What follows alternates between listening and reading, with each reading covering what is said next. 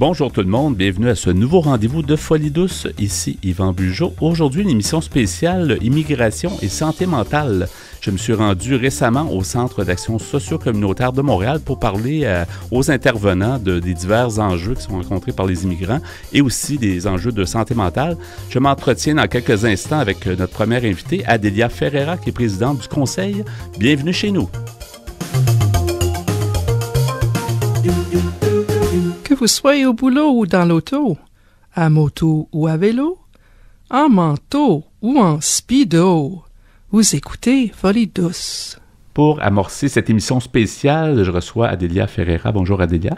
Bonjour Yvan. Alors, bienvenue à cette émission spéciale sur l'immigration et la santé mentale. C'est important d'en parler. Je pense que ça a souvent été délaissé, l'immigration, quand on parle de santé mentale. Tu es présidente du conseil d'administration du centre où on est, le Centre d'action socio-communautaire de Montréal, qui a été créé il y a longtemps. Pourrais-tu nous présenter le centre d'abord? Le centre a été créé en 1972. À l'origine, le centre était un centre communément appelé le centre portugais, visait surtout des ressortissants de la communauté portugaise et par ailleurs, l'immigration ayant changé, il y a 20 quelques années, le centre a décidé de changer de nom pour être beaucoup plus représentatif de sa clientèle et s'appeler le Centre d'action socio-communautaire de Montréal, avec quand même une grande représentation de ressortissants de langue portugaise, lusophones. Mais on donne des services. On est un centre qui accueille des immigrants en besoin de services de partout. On en a d'un peu partout. Et donc, pas uniquement des gens qui parlent portugais, mais d'un peu partout. C'est quand même quelque chose de souligner qu'une ressource communautaire est dans la collectivité depuis plus de 50 ans. Là, c'est quand même pas rien, parce qu'en sachant tous les enjeux qu'il y a, mais les services doivent être donnés aux gens. Et nous sommes non seulement en existence depuis plus de 50 ans, mais nous sommes dans le même quartier également. Nous sommes sur le plateau Mont-Royal. Nous étions à quelques rues autrefois d'ici, mais nous sommes quand même ici depuis plus de 20 ans à l'endroit actuel. Sur le boulevard Saint-Joseph, près de Saint-Laurent, donc très bien situé, là, surtout pour la communauté qui parle portugais, mais aussi pour tous les gens. Je pense que c'est très accessible. Par métro, par les grandes voies urbaines. Donc, tu es présidente du conseil, comme on disait tantôt, depuis quand même quelques temps, et puis tu as certainement vu un peu l'évolution du centre. Est-ce que le côté santé mentale, parce que c'est ça dont on va parler avec aussi d'autres invités dans le courant de l'émission, mais est-ce que le côté santé mentale est devenu un peu plus apparent, ou en tout cas à l'avant dans vos préoccupations d'activité et ces choses-là? Moi, comme j'ai vécu le centre à deux périodes différentes, j'ai quand même été au centre dans les années 90, fin des années 80-90. Après ça, je suis revenue dans les années 2000. Et effectivement, le centre a toujours été un dispensateur de services, donc pour la clientèle immigrante. Mais la question de la santé mentale est venue beaucoup plus présente. Non pas juste, les immigrants n'ont pas juste besoin de services. Ils ont besoin de savoir que ils ne sont pas seuls, qu'il y a d'autres choses qui les attendent, pas juste d'avoir un permis de travail, pas juste d'avoir une carte de résidence permanente, pas juste de renouveler une carte. Et c'est dans ce sens-là où le centre a quand même pris un certain tournant à un moment donné, où il y a énormément d'activités qui sont reliées à une clientèle immigrante, mais qui ne sont pas nécessairement le fait de dispenser des services, mais c'est le fait d'avoir des activités, briser l'isolement, avoir un endroit où les gens se retrouvent, parce que c'est important. Il y a beaucoup de gens ont quitté, se retrouvent seuls à Montréal. Montréal est quand même une ville accueillante, mais se retrouvent seuls à Montréal. Il y a pas de repères, beaucoup moins de repères, et donc c'est important pour un centre comme celui-là, où les gens, sur une période d'1 an, par exemple, vont venir à plusieurs reprises, parce qu'on travaille sur le plan d'intégration, d'accueil et intégration. Donc, c'est plusieurs démarches lorsque les gens arrivent ici. Et de pouvoir leur donner des services qui leur permettent de rencontrer d'autres personnes dans la même situation, d'échanger. Donc, pour nous, ça a été vraiment, après la pandémie, ça a été vraiment notre objectif. Dirais-tu, Adélia, que aussi la santé mentale, c'est un peu tabou? Tu sais, ça l'a été longtemps. Là, on fait l'émission depuis 34 ans, puis on a l'impression que certains milieux, il y a encore beaucoup de tabous, mais chez certaines communautés culturelles immigrantes de longue date ou de moins longue date, il y a comme un tabou au niveau de la santé mentale. Je dirais que c'est plus fréquent encore. Puis les gens aussi, quand ils émigrent, ben c'est pas la première chose à laquelle ils pensent. Il y a toute la question de l'urgence de s'installer, de l'urgence d'arriver, d'avoir un toit, d'avoir à manger, tout ça.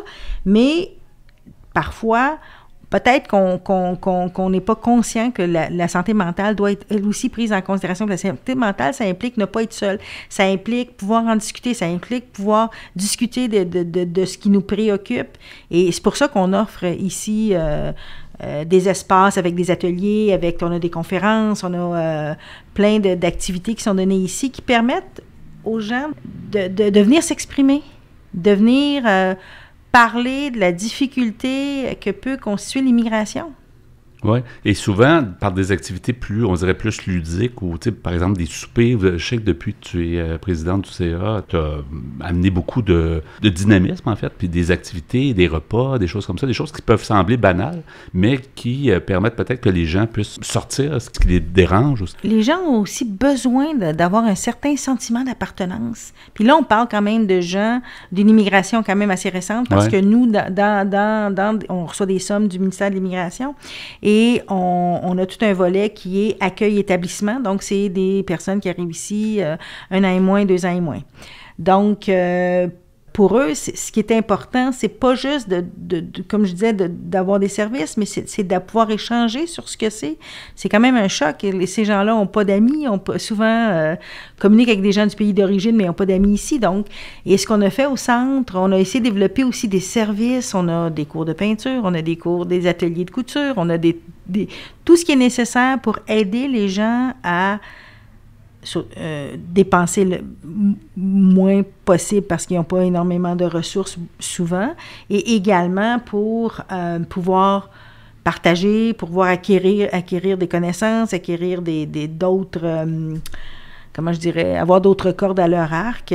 On a commencé même une friperie, donc que l'on fait régulièrement, mais on est en train de la mettre sur une base permanente. Quand les gens viennent ici pour des services, s'ils ont besoin, cette année, on avait beaucoup de manteaux d'hiver, les gens ont pu se procurer des manteaux d'hiver à un prix extrêmement raisonnable. Puis c'est quand même quelque chose. C'est quelque chose de concret qui aide les gens. Il nous reste encore quelques minutes, Adélia. Dans la société, on sait qu'il y a des services pour les immigrants. On sait que souvent, on n'a pas trop conscience de ce qui se passe. Il y a beaucoup de choses qui se passent dessous, qui n'est pas nécessairement publicisé, qui n'est pas dans les médias, qui n'est pas... On en parle aujourd'hui, mais il y a beaucoup de travail qui se fait. Effectivement, nous, on n'offre pas de services thérapeutiques, mais il y a d'autres organismes qui offrent ce type de service, offrent du support thérapeutique. Et donc, nous, on réfère. On a commencé à référer, à essayer de voir. Parfois, on a des universitaires qui viennent, on a des gens qui nous font des conférences, comme en matière de violence conjugale, par exemple, parce que c'est une réalité aussi. Ouais. On a eu des gens de maisons d'hébergement qui ont des services à l'externe qui sont venus. Et donc, on essaie de créer aussi ici un service de référence pour permettre aux gens, pour des problématiques qu'on ne peut pas aider, puis qui ont besoin d'un peu plus de services et un peu plus de support, de les référer. Est-ce que tu peux nous expliquer un petit peu comment sera l'avenir du centre? Parce que tu as peut-être une vision. Des fois, on ne réalise pas tout ce qu'on veut, mais comment tu vois le centre, disons, dans 5-10 ans? Moi, j'espère qu'il va continuer à grandir. Puis, le centre, présentement, il grouille d'activités. On peut continuer à développer des services. Et ma vision des choses, ou la vision un peu du conseil d'administration que nous avons présentement, c'est de dire qu'un centre communautaire doit vivre. Il doit grouiller. Il doit y avoir... Les gens doivent se sentir bien et ça leur appartient. Et c'est ce qu'on essaie de dire aux gens qui viennent ici, d'être membres du centre, de venir à l'Assemblée générale, de participer dans les décisions, de participer dans des brainstorming, avoir des idées pour faire des activités, qu'est-ce qu'ils ont besoin aussi. Et c'est là-dessus qu'on travaille. Il faut que ça soit à l'image des membres. C'est ça la vraie nature d'un centre. Puis c'est sûr que il reste toujours toute la question du financement. Ben, on essaie de s'autosuffire un peu plus. On essaie de trouver des façons de devenir, d'aller chercher du financement beaucoup plus autonome. Nous sommes un organisme de charité. On essaie d'utiliser cette voie-là aussi. Ouais. Mais c'est sûr qu'on est toujours à la merci un peu des subventions de ce qu'on reçoit des gouvernements. Merci beaucoup, Adélia. Adélia Ferreira, donc tu es présidente du conseil d'administration du Centre d'action socio-communautaire de Montréal. On poursuit avec d'autres invités dans le courant de cette émission spéciale de Folie douce sur la santé mentale et l'immigration. Merci. Merci. Folie douce est aussi présent sur Instagram. Cherchez Folie douce radio et venez nous voir. Je suis maintenant en compagnie de notre invitée, Fernanda Salguero. Bonjour Fernanda et bienvenue à l'émission. Bienvenue et merci d'accepter l'invitation. Tu es conseillère sociale senior au Centre d'action socio-communautaire de Montréal, dont on parle dans cette émission-ci, parce qu'on parle d'immigration et de santé mentale. C'est un sujet quand même qui est intéressant, je pense qu'il faut s'attarder à ça. Quel est ton rôle quand on dit conseillère sociale senior? Qu'est-ce que tu fais au centre? Moi, je travaille au service individuel. Je reçois les gens, je vois leurs problématiques et on travaille avec toutes les lois.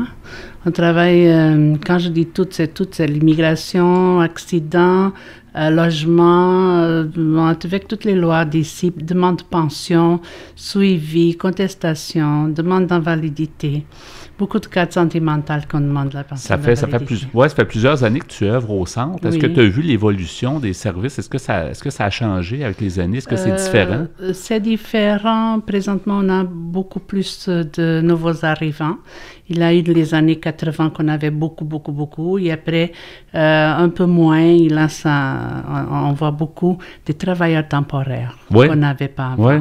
Puis la réalité est différente. Les gens veulent rapidement trouver une façon de se trouver un emploi, un logement, ces choses-là. C'est ça, oui. Quand tu parles, Fernanda, justement, des problématiques, on a les problématiques, comme tu disais, d'aller chercher des permis, d'aller chercher des trucs de loi, tout ça, pour que tout le monde soit un peu fonctionnel. Mais qu'est-ce que tu remarques, disons, au niveau santé mentale avec les différentes personnes que tu rencontres? Dernièrement, je pense que le fait de ne pas avoir la résidence permanente, les gens commencent avec une dépression et les demandes d'immigration, le processus est très long. On a beaucoup de travailleurs temporaires qui viennent comme travailleurs pour pouvoir obtenir la résidence permanente. On a des étudiants qui payent très cher pour les études et pour les démarches d'immigration pour pouvoir devenir résident permanent. Et c'est très long et les gens, des fois, désespèrent et c'est facile d'avoir une problématique de santé mentale. Oui. Autrefois, ça arrivait souvent, peut-être ça se fait encore aujourd'hui, on entendait souvent que des gens avaient jamais réussi à s'intégrer vraiment, donc ils retournaient dans leur pays. Est-ce que ça se voit encore aujourd'hui? On voit quelques-uns, parce qu'on voit de plus en plus une immigration qui est hautement classés, qu'ils ont beaucoup d'études et tout ça, et qu'avec les démarches désespèrent, à un moment donné, il y a quelques-uns, pas beaucoup, mais quelques-uns qui débarquent et qui retournent dans le pays d'origine. Est-ce que tu dirais, Fernanda, que la santé mentale est plus taboue avec les personnes immigrantes? Parce que, tu sais, on a longtemps parlé c'est difficile, c'est souvent la santé mentale, c'est pas... Tout le monde, en théorie, les gens disent, oui, on est pour, on en parle, mais... Moi, je pense que de plus en plus, les gens sont plus conscientes et acceptent mieux d'aller voir un psychologue. Avant, non, je ne suis pas fou pour aller voir un psychologue. Là, ils acceptent mieux. Pas un psychiatre, mais un psychologue, ils acceptent mieux d'aller consulter. Oui. Et dans tes tâches quotidiennes, qu'est-ce que tu dirais qui te remplit le plus, qui te satisfait le plus en termes de ton travail? Tu sais, c'est un travail quand même social, c'est un travail humain. Oui. Donc, comment tu c'est la réussite des cas, les demandes qu'on fait, les suivis, les contestations. Et heureusement, on a beaucoup de positif. On est capable d'aller chercher ce que les gens ont besoin. Et ça nous donne beaucoup de... Oui, parce que le découragement peut être facile aussi pour les employés d'ici, là, comme toi, mais quand tu réussis à avoir quelqu'un qui s'en sort, ça, comme par exemple une demande de pension d'invalidité, quand on réussit qu'elle soit acceptée, c'est très, très bien pour moi. Personnellement, je reste contente pour la personne. Ça reste surtout pour des personnes plus âgées ou ça peut aussi pour des personnes plus jeunes? Aussi, ah oui? En santé mentale. OK. À cause de la santé mentale, ils peuvent avoir une pension d'invalidité. Oui, c'est quelque chose qu'on ne connaît pas beaucoup, mais qui peut les aider à subvenir à leurs besoins, finalement. Là. Ça dépend toujours, le montant, ça dépend de ce qu'ils ont travaillé. Mais oui, on a par exemple des jeunes, quelques-uns d'origine portugaise, qu'on dessert la communauté portugaise aussi, qu'ils quittent l'emploi pour raison de maladie et que comme ils viennent ici, je les ai conseillés de faire une demande de pension d'invalidité parce que normalement ils vont avoir un héritage. Ici, ils sont sur l'aide sociale. Ils ne peuvent pas toucher l'héritage et continuer avec l'aide sociale. Et comme ça, on a demandé la pension d'invalidité, ils peuvent avoir un revenu et l'héritage. Ça passe par là, Si les gens ne sont pas capables de subvenir à leurs besoins, ça met un stress de fou là, sur les gens. Là. Si tu avais quelque chose à changer au niveau des procédures, la façon que le gouvernement fonctionne, tu es quand même t'es témoin de ça depuis des années, mais qu'est-ce que tu changerais? Qu'est-ce que tu améliorerais? Les délais.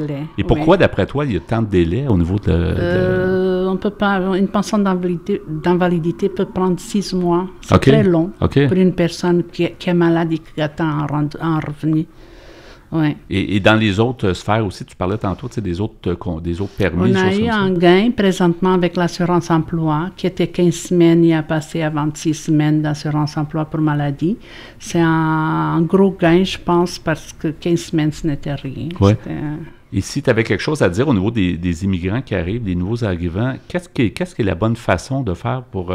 tu sais, les gens qui n'ont jamais immigré, on n'a pas idée comment ça doit être difficile de s'intégrer dans une société. Ouais. Est-ce qu'il y a une façon d'amoindrir les problèmes? Est-ce qu'il y a une façon que ça soit plus facile? Qu'est-ce que tu conseillerais? Commencer pour apprendre la langue.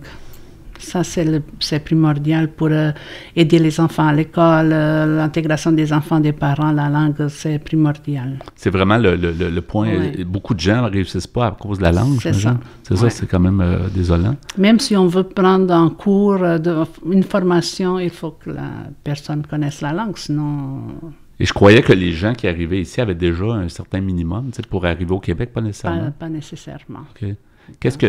Comment tu vois, mettons, la suite au centre ici? C'est un centre, on en parlait tantôt avec Adélia, que ça fait quand même depuis 1972 qu'il existe, qui a évolué beaucoup, bien impliqué dans la société.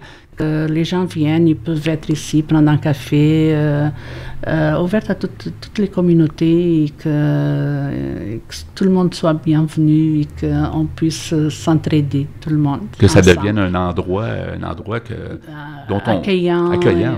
C'est ça, parce qu'il y a beaucoup d'activités qui se font, mais effectivement, c'est ça. Mais les gens viennent pour les activités, viennent pas pour un après-midi. On va prendre un café, on a des cafés-rencontres, oui, on va voir les gens, mais que les personnes puissent rentrer et se sentir chez eux. Oui.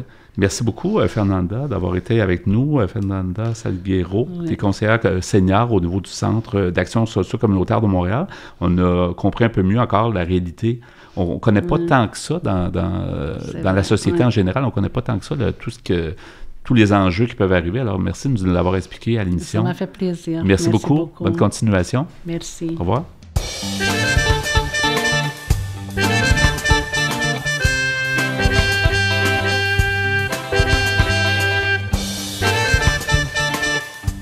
À venir dans cette émission spéciale sur l'immigration et la santé mentale, notre invité, Nour Djilani, est conseiller social au Centre d'action socio-communautaire de Montréal.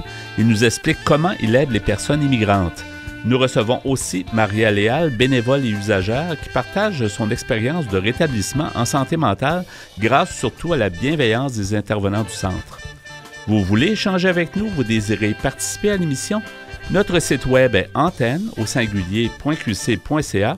Utilisateur des réseaux sociaux, cherchez Folie Douce Radio pour nous trouver. Vous écoutez actuellement Folie Douce, pionnier en santé mentale depuis 1991. Folie Douce, une communauté, une radio.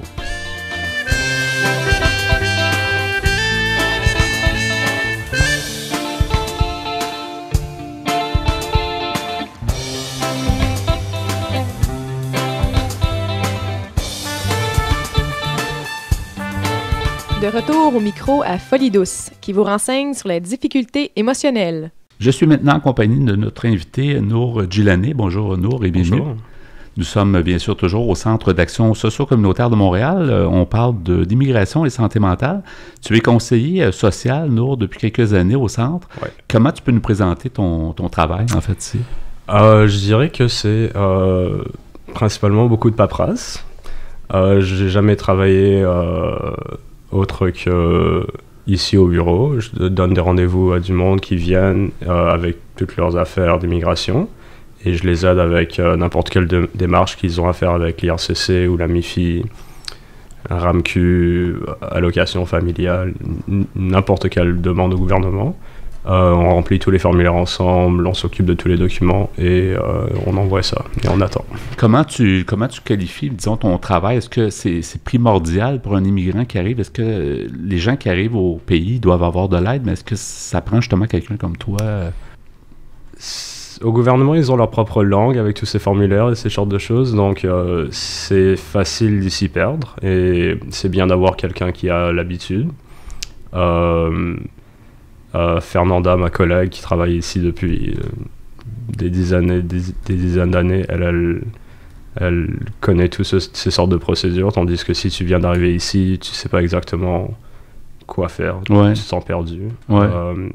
Et aussi, tous les documents sont et toute l'information est soit en anglais ou en français. Donc, si tu parles pas une de ces deux langues, si tu la maîtrises pas mal, tu es un peu perdu puis désemparé. Mm-hmm. Qu'est-ce que tu as remarqué depuis que tu travailles dans ce domaine-là, que tu fais justement, que tu conseilles les gens?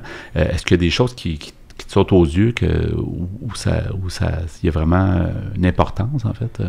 Oui, je dirais que les personnes immigrées suivent la politique de l'immigration très près, puisque ça les touche directement. Exactement. Donc, n'importe quel changement au fédéral ou au provincial, et souvent ils se le partagent dans des group chats ou quoi que ce soit. Oui, pour être vraiment à l'affût de qu'est-ce qui se passe. Exactement. Ouais. Et des fois, ils savent ce qui a changé avant même que nous, ici, on a eu le temps de lire les avis ou quoi que ce soit. Ouais. Ouais. Parce que dans le fond, le but ultime des immigrants, c'est de s'intégrer, d'avoir un emploi, d'avoir un logement, une maison, de fonctionner, finalement, d'avoir une nouvelle vie. C'est aussi simple que ça. Ouais. On connaît pas tant, des fois, les démarches qui sont derrière tout ça, mais les gens peuvent être un peu désemparés avec tout ça. Hein? Ouais.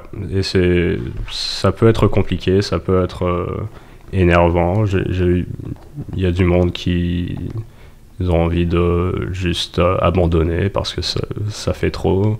Je pense aussi beaucoup à l'incertitude que beaucoup de gens expérimentent, comme ne pas savoir si l'application va être refusée ou acceptée, c'est stressant quand même. Est-ce que ça arrive que quand tu rencontres des gens, ils te partagent un peu des problèmes de santé mentale qu'ils peuvent avoir? Est-ce qu'il y a beaucoup de découragement? Est-ce qu'il y a beaucoup de détresse dans les gens que tu rencontres? Oui, je dirais surtout dans les communautés réfugiées. C'est moins que... Je dirais c'est comme 5% des clients que je vois sont des réfugiés, mais des fois c'est évident qu'il y a des... Il y a une détresse ou un stress. Détresse, ouais. Parce qu'il y a de l'insécurité, tu sais, c'est ça? Absolument. Et souvent, c'est... ils sont plus préoccupés à faire assez d'argent pour payer le loyer, pour ceci, cela, pour envoyer de l'argent à leur famille au pays. Donc, il y a vraiment beaucoup de pression, je dirais, sur le mental. Qu'est-ce que, si tu pouvais changer des choses, avec les observations que tu fais, qu'est-ce que tu changerais pour que ça soit plus facile pour les immigrants? C'est une bonne question. Je dirais plus de centres comme celui-ci. On devrait avoir des grands centres comme ceux-ci qui offrent des services gratuits et qui offrent de l'aide à comment se repérer, comment faire ses démarches et tout ça. Est-ce qu'en général, il y a des gens de tous âges ou c'est quoi le portrait de l'immigration actuellement? Chez vous, en tout cas, au centre ici? Ça dépend. Quand je fais des demandes de permis d'études, c'est souvent des jeunes de 18, 19, 20 ans, dans la vingtaine d'habitude. Mais sinon, les permis de travail, je dirais, plus la trentaine. Ouais, mais nos clients ont tout âge. De tous âges. Ouais. Puis, qu'est-ce que les gens te confient? Est-ce que, par exemple, c'est sûr que ça vaut beaucoup. On le sait, je pense, à travers le monde. Des fois, on ne le réalise pas quand on est Canadien, puis de naissance. Par exemple, dans ton cas, tu es né ici aussi, mais quand on est Canadien de naissance, ça vaut cher là, à travers le monde. Puis les gens sont prêts à faire beaucoup de démarches, tout ça. Mm-hmm. Mais est-ce que tu crois que la majorité des gens trouvent que quand même ça vaut la peine de persévérer? Là? Oui, je dirais définitivement que oui. Je pense que d'un point de vue politique, ça s'empire un peu, je dirais, beaucoup. Mais t'as raison, le privilège qu'on a en tant que Canadien, des fois on réalise pas ça jusqu'à temps qu'on aide les personnes immigrées, et puis on prend beaucoup de choses pour acquis, juste être né ici. Je sais qu'il fait froid en hiver et tout, mais on a des millions d'avantages qu'il y a des millions de personnes dans le reste du monde qui adoraient avoir ce sorte de privilège. Oui, on est en compagnie de Nour Djilani. Alors, tu es conseiller social au Centre d'action communautaire de Montréal. Est-ce qu'il y a des choses, depuis que tu œuvres dans ce domaine-là pour le centre ici, est-ce qu'il y a des choses qui t'ont surprise? Est-ce que tu as été étonné de certaines choses? Est-ce que tu as appris des choses toi-même sur le monde de l'immigration? Oui, absolument. J'ai toujours été intéressé par l'histoire et la géographie et les cultures et ce genre de choses, mais j'aime apprendre le plus que je peux sur n'importe quel pays que mes clients viennent. Ouais. J'ai commencé à apprendre l'espagnol il y a à peu près 4 ans, donc ça a quand même beaucoup amélioré en travaillant ici, puisque j'offre le service en espagnol. Ça aide beaucoup de gens, c'est ça. Ouais. En parlant dans leur langue, c'est quand même un atout. Puis trouves-tu que la santé mentale, c'est tabou encore? Est-ce que tu crois qu'on évite des fois le sujet? Tu sais, les gens qui pourraient avoir une dépression à cause de problématiques, à cause que c'est difficile, à cause que c'est ardu. Est-ce que tu trouves que la santé mentale est encore tabou, mal connue, peut-être chez certaines communautés? Oui, je dirais que oui. Il y a un certain tabou et c'est peut-être comme par exemple la thérapie ou quelque chose est encore vu comme étant pas pour eux ou quelque chose qui montre de la faiblesse ou quelque chose qu'ils n'ont pas le temps de faire ou l'inclination. Mais ouais, ça dépend de certaines communautés. Il y a du monde de partout ici. Il y a des Européens, des Latinos, des Africains, du monde de partout. Ouais. Donc c'est dur de généraliser. Et est-ce qu'on te confie de temps en temps des problèmes de cet ordre-là, des problèmes de santé mentale à tout ordre? Là? Je veux dire que ce soit grave ou moins grave. Est-ce qu'on parle des fois des gens au niveau de leur santé mentale? Est-ce qu'ils t'en parlent? Je pense que des fois c'est pas dit, mais c'est ressenti. Moi, puisque je suis conseiller social, mais quand je dis ça à du monde, ils pensent que je fais de la santé mentale, mais en fait, ce que je fais, c'est de l'immigration. Je pense que j'aime les aider, et ça fait du bien d'aider le monde aussi. Et je pense que quand ils viennent ici, ils ont besoin d'aide. Donc, point final, s'ils ont besoin d'aide avec ceci ou cela... T'es prêt à l'offrir. Exactement. Tu t'adaptes aux gens, en fait. Ouais, des fois, je fais des choses qui n'est pas nécessairement dans mon...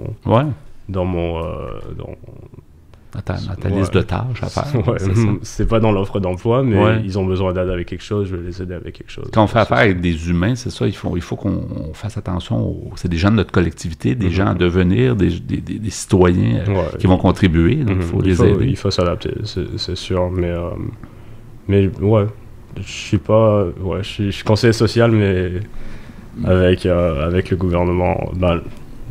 on est un centre à but non lucratif, donc... Les gens se sentent à l'aise ici, puisqu'ils savent qu'on n'est pas ici pour faire de l'argent. C'est ça, c'est pour les aider, pour les diriger, etc. Ouais. Merci beaucoup, tu es conseiller spécial. Merci du Centre d'action communautaire de Montréal. On continue cette émission spéciale où on parle d'immigration, de services et de santé mentale. Alors merci, bonne continuation. Merci. Au revoir. Au revoir. Vous syntonisez Folie douce, l'émission qui vise à détruire les tabous du vaste monde de la santé mentale. Nous poursuivons avec cette émission spéciale de Folie douce. Nous sommes au Centre d'action socio-communautaire de Montréal. On parle d'immigration et de santé mentale et je suis en compagnie maintenant de notre invitée Maria Léal. Bonjour Maria, bienvenue à l'émission. Bonjour. Tu es bénévole au centre, usagère et aussi membre du conseil d'administration. J'aimerais que tu nous parles un peu de ton expérience, comment tu es arrivé au centre et qu'est-ce que ça a été comme expérience pour toi depuis? Moi, j'arrivais au centre pour remplir un papier et c'est sûr que je n'étais pas bien. Parce que tu venais d'immigrer ou ça faisait non, quand même longtemps? Parce que mon mari avait décédé. OK. Et je venais pour remplir des papiers et Fernanda m'avait dit pour venir ici que j'allais être bien, que je n'étais pas bien, que j'allais connaître d'autres personnes. Et briser l'isolement aussi. Et j'étais très, très malade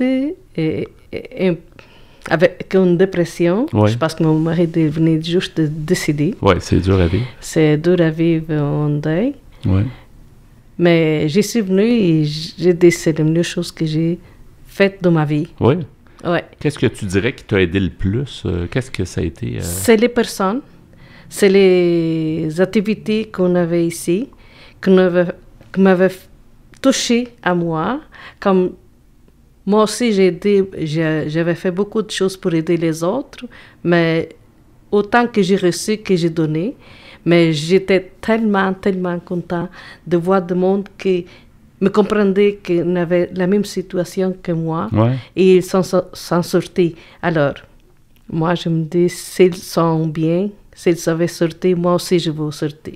Est-ce que ça remonte à beaucoup d'années avant? Ça fait 8 ans. OK, donc ça fait quand même plusieurs années. Est-ce que le processus s'est fait quand même rapidement pour que tu reprennes un peu plus de moi, je joie de vivre? suis une personne très ouverte. Oui.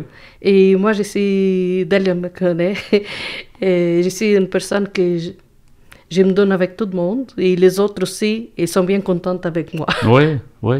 Donc, alors, c'est facile pour toi d'entrer en interaction avec les gens? Oui, oui. Qu'est-ce que tu dirais qui a été le déclic peut-être pour toi? Ce qui t'a le plus aidé ici, c'est quoi?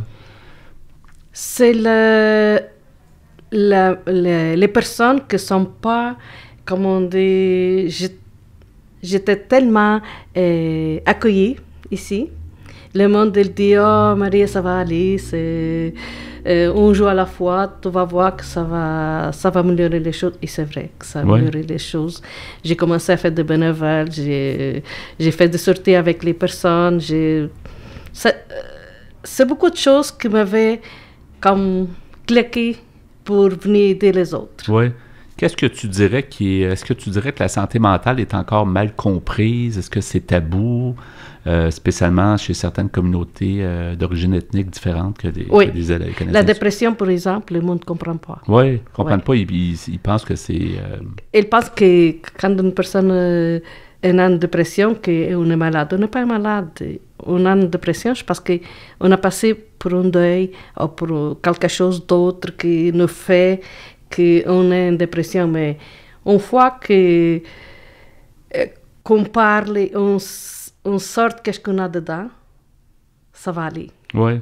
Est-ce que tu avais eu, avant de venir au centre, une façon peut-être de t'en sortir, ou si ça a vraiment été... en fait, ça a été une découverte pour toi? Non, c'est une découverte pour moi, parce que moi, avant, dans les semaines que mon mari avait décidé, je ne voulais voir pas personne. Et je suis venue parce que j'étais obligée de remplir les papiers, sinon je ne serais pas venue. Mais grâce à Fernanda, je suis là debout et je continue à être. Et qu'est-ce que je peux faire pour les autres, je veux faire comme les autres ont fait pour moi. Oui. Tu es membre du conseil, dont on disait tantôt, du Centre d'action socio-communautaire, qui existe quand même depuis 1972. C'est un centre qui est très important dans la collectivité. Oui. Qu'est-ce qui fait que tu continues de t'impliquer, que tu aimes t'impliquer ici? J'aime le monde autour de moi et j'aime aider les autres comme les autres m'aident moi. Et c'est ça que ça me fait vivre. Oui. Moi, je dis, c'est ma deuxième maison. Oui, mais c'est très bon comme ça.